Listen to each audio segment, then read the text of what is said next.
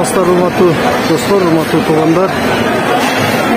Түркиянын Коnya шаары, Мерам деген аймагы.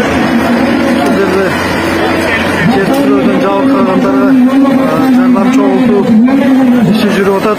Абдан кызуу, абдан оор жоготуу, абдан кайгылуу иш болду. Түркияда ушул жерде кыргыз студенттер дагы келип жардам берип атабыз. Кудайым өзү сактасын, бөөдө кырсыктан туугандарда жаман иш болду. Табигый кырсык, жоготуулар көп.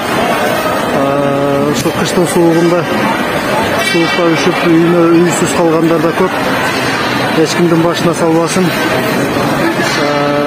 Түрк дүйнөсү, анын ичинде Түркия мамлекети, Кыргыз мамлекети тынч аман болсун. Баарыңыздарга бекем ден соолук, тынччылык, аманчылык.